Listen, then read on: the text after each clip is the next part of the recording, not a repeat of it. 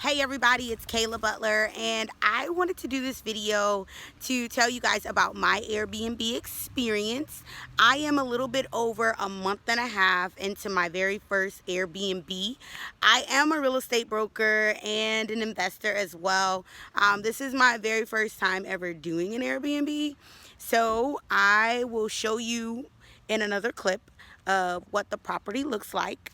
But you guys, as I walk through the property so that you can see the Airbnb, I wanted to tell you guys a little bit of my experience, what I went through, what all happened.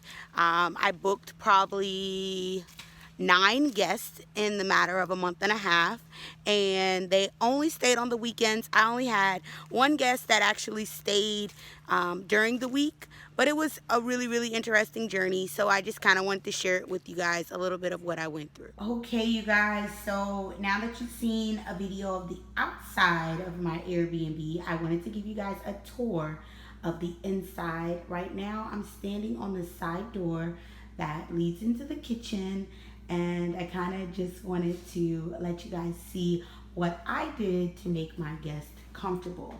Now, one of the secrets that I will say about this Airbnb was, you guys, this was actually not my house at all. I did not own this property.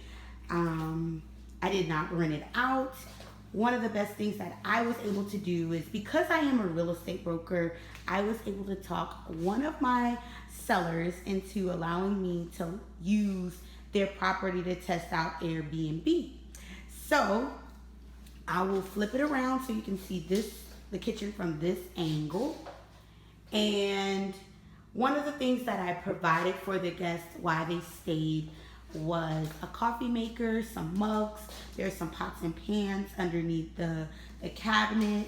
I even left them with a really nice kettle. I wanted to give as much of the homey feel as I could, knowing that this was a vacant property.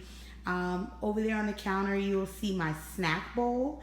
In that snack bowl, I leave that for the guests with a nice thank you card of some chips and some Debbie snacks. And then in the fridge, as you can see here, I normally leave them some nice cold bottles of water. Sometimes I leave it, sometimes I don't. It just depends. Here in the in the den or the living room, you would see the TV and the couch. I did provide Wi-Fi, but I did not provide cable. But it is a smart TV, so the smart TV actually has, Netflix and things like that, so they can stream on their own device. In here is the largest room. This is the largest bedroom.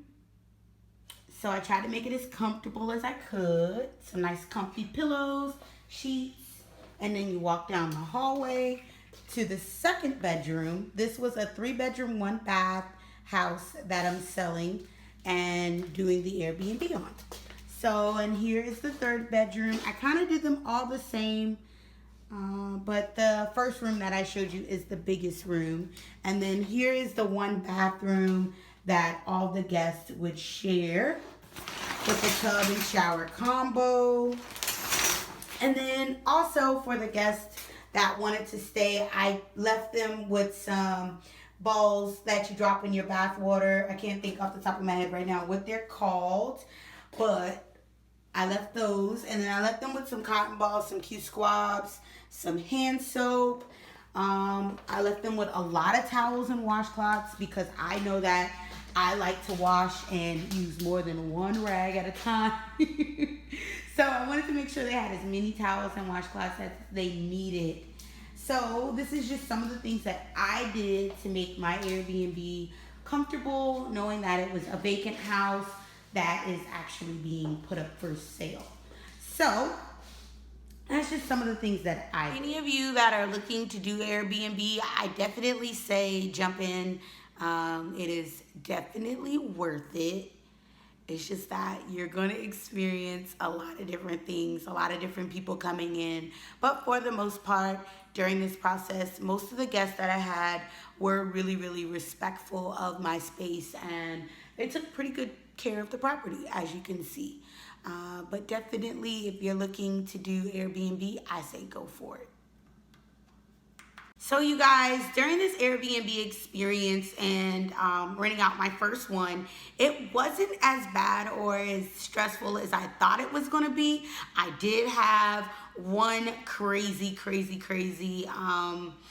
guest that actually scuffed up my walls, and they tried to clean up their mess. They actually threw away the remote control for the ceiling fan.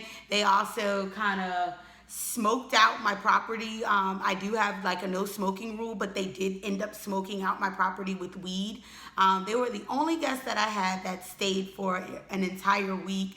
And in staying for that whole week, you guys, they smoked at my house, they had a party, and they really, what we would like to say in my generation is they turned up. Like, they really outdid themselves. I know they had fun during those 4 days because when I got here, it was so crazy. I was pissed. They bleached one of my dining room chairs, so I had to replace that. But the best part about it was they were really nice when it came down to paying for damages. I was able to charge them for the damages. I charged them for me to have to be able to spot paint, for me to have to clean up after them, on top of the cleaning fees that I already charged.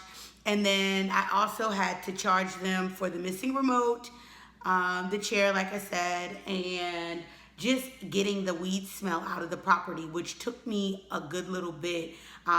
What was crazy was that I actually had already booked a guest to come in right after them, so I really had to do some apologizing to the guests that were coming right behind them and try to clean the house out the best that I possibly could.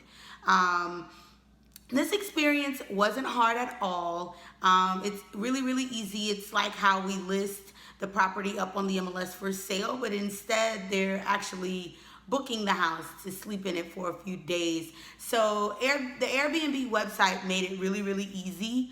The only difficult part that I faced while doing this was that it was really hard to somehow get people to book my house during the week. That was the only challenge that I faced. But it kind of worked out in my favor at the same time because, again, I do have this house going up for sale. Is there anything else I could possibly share with you guys? The money was really good. You set your own price. It's really worth it in the end. How you see all these different people talking about you can make money through Airbnb. The money is definitely there. It's just a matter of what your expenses are going to be, because even though this was a vacant house and it wasn't my property, I still had to pay the owner for like Wi-Fi and lights and water during the span of my guests using the property. But I would recommend that anybody that's looking to get into Airbnb, it is definitely worth it. Just do your research, do your due diligence. And if you found this video helpful and you have any questions, comment below. I'll be more than happy to answer any of your questions. Thank you guys for watching. Talk to you soon.